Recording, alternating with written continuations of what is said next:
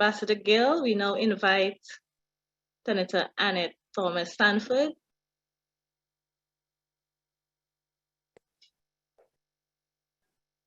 Thank you. Thank you so much, moderator. I want to say good afternoon to the organizers of this event. Also, good evening to the featured speaker and all the other members here who are part of this wonderful day that we're celebrating. I say Mabrika. I bring you greetings from the island of Dominica, specifically from the Kalinago territory. It is such an honor to connect with you, my Indigenous brothers and sisters across the world, those of you across the Caribbean archipelago, and especially you, my friends in Grenada. As I pause today to reflect on May 30th, 1650, and rehash the atrocities of our forefathers and what they endured, the attempt to reduce them to less than humans, to bring them into extinction, I say to the Great Spirit, Ayahora, which means thank you. Ayahora for the strength and resilience over the years. Ayahora for the courage to resist slavery.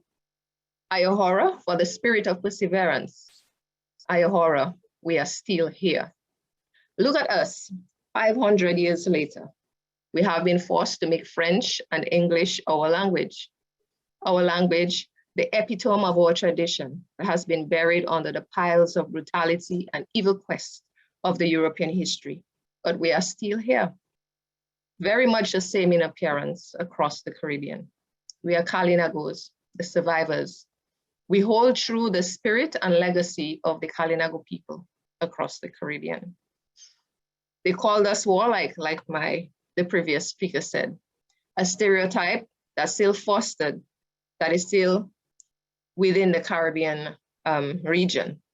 Many say it by our African brothers and sisters, just because we stood and fought to defend our homelands, our women and our children.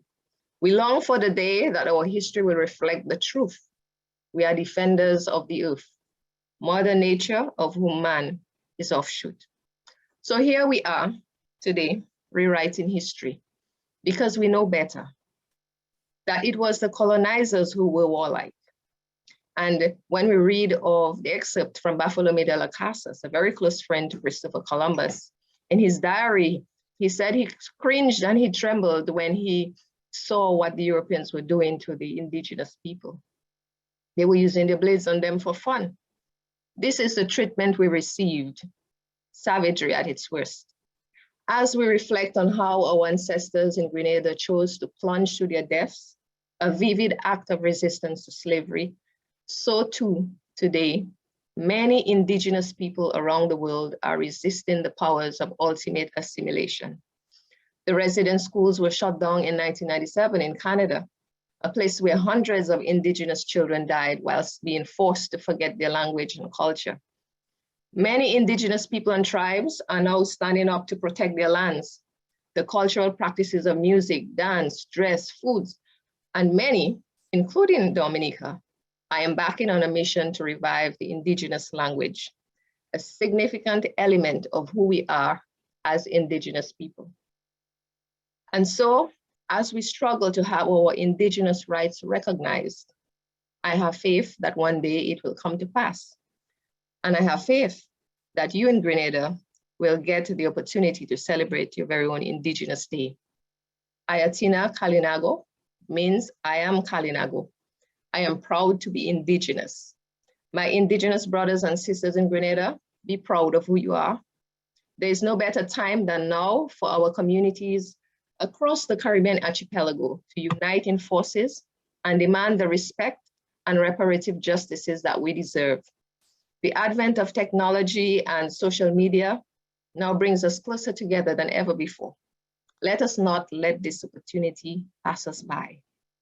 May the indomitable spirit of our Kalinago fathers continue to blaze brightly within us as we seek to create awareness within the indigenous nations of the work that can be accomplished when we unite as one.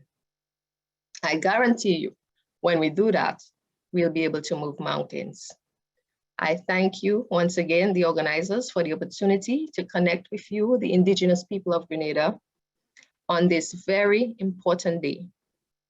Although we forgive, we cannot forget. Have a blessed afternoon. Thank you.